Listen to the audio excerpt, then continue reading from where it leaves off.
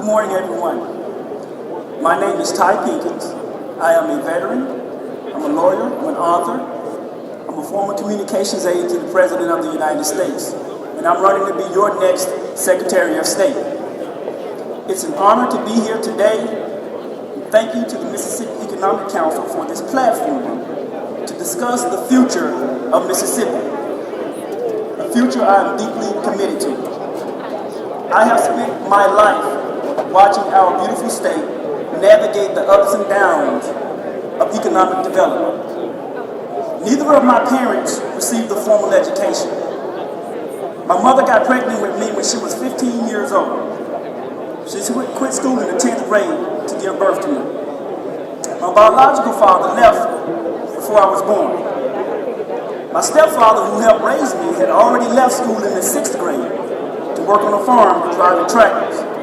And I remember it just like it was yesterday. When I was 13 years old, he woke me early one morning. He said, "Go outside and get on that truck." When I went out there were men twice and 3 times my age. The truck took off. It drove several miles. When it stopped, I stood on a narrow dirt road in the middle of a cotton field. I followed those men into that cotton field. And from 13 years old, for the rest of my teenage years, I chopped that cotton from sun up to sundown to help my parents make ends meet. Now, there were days when those fields nearly broke me down. However, over time, I realized how that experience actually built me up. It taught me the value of hard work and dedication. The same work ethic I will take to the Secretary of State's office to work hard for you. Now, even though my parents never got a formal education, they taught me the value of a quality education. I am a proud product of Mississippi Public Schools. I became the first in my family to graduate at Rolling Fork High School. Went on to attend Tougaloo College before joining the military. I served our country for 21 years on active duty, 3 combat tours, over 36 months at war. For my actions in combat, our country awarded me the Bronze Star. My hard work led me to graduate from the Georgetown University Law Center, where I earned my JD, my law degree, as well as my LLM, my master's in law, focusing in national security law. After earning my law degrees, I came right back home to Mississippi. And for the past few years, I have been working in some of Mississippi's most underserved communities, helping single mothers facing eviction in the middle of winter, in the middle of a pandemic, at the same time. Representing low-income workers who have been cheated out of their pay by big businesses. Among other things, it is these experiences that have motivated me to run for Secretary of State. Now, the role of Secretary of State is multifaceted, touching various sectors of our society. But one duty stands tall: nurturing industry relationships and fostering an environment conducive to economic growth across Mississippi. I remember walking the lush forest trails of Mississippi's Delta National Forest when I was a child, feeling the richness of our soil along the Mississippi Delta Dirt Road, seeing the vastness of our timberland and realizing the bounty of our agricultural capabilities. It pains me to now see these resources not being used to their fullest potential due to the lack of vision and leaderships of those who are currently in charge. Michael Watson and his colleagues claim that Mississippi's economy is doing so well. However, contrary to what some of our current leaders may claim, the numbers tell a different story, and we have receipts. Over the past few decades, our GDP growth lagged significantly behind the national average. According to the Bureau of Economic Analysis, which is a government agency, and the Regional Economic Analysis Project, Mississippi's GDP increased by only 22.7% over the past few decades, since Republicans took nearly total control over our state. Compare that to the national rate, which increased 73.6% over the same period of time. That is a more than 50% gap in comparable measure of goods and services produced. Strike one. Now we all know that every state contributes to a portion of the total U.S. GDP. It's a reflection of the state's economic output that's closely related to the generation of revenue intake, basic economics. You sell something, you get something in return.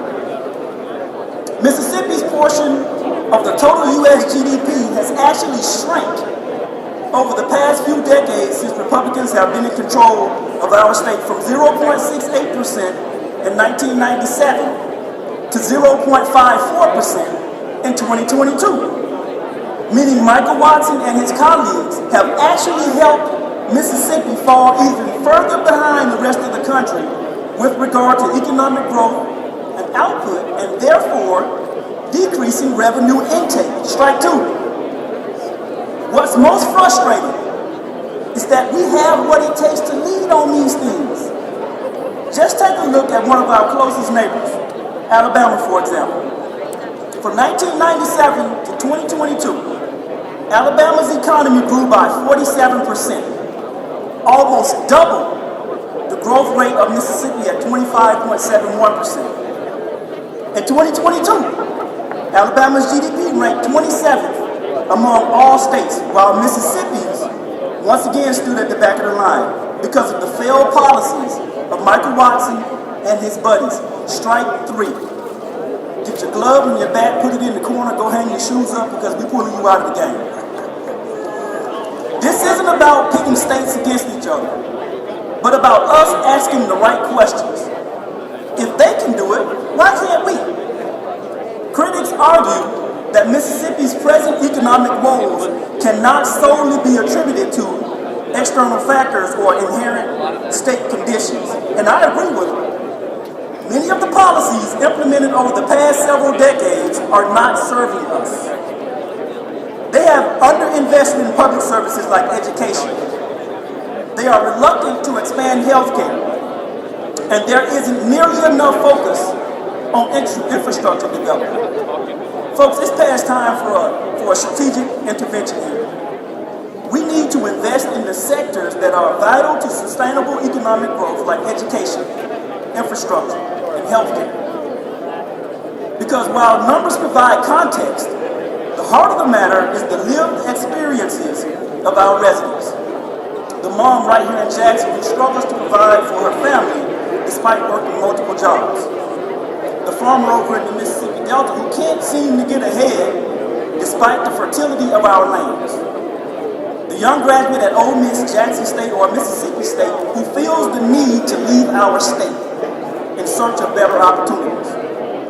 Ours is one of the most forested states in this country. We have some of the richest, most fertile farmland in this nation. We can grow anything. Beans, greens, tomatoes, potatoes, corn, cotton, you name it, and we can grow it. So it's not that Mississippi lacks potential. We're blessed with an abundance of natural resources. Dense forests, fertile farmland, and an awe-inspiring river. What we lack is leadership with the vision necessary to harness these resources for the betterment of everyday Mississippians. This election isn't just about GDP numbers, natural resources, or economic metrics. It's about the soul of our state, our future, and the kind of state we want to leave for our children. I'm running for Secretary of State because I believe in Mississippi's potential. I envision a state where every child, regardless of their zip code, has access to a quality education, where our farmers and entrepreneurs feel supported and can thrive, where our infrastructure is robust and our healthcare system is inclusive.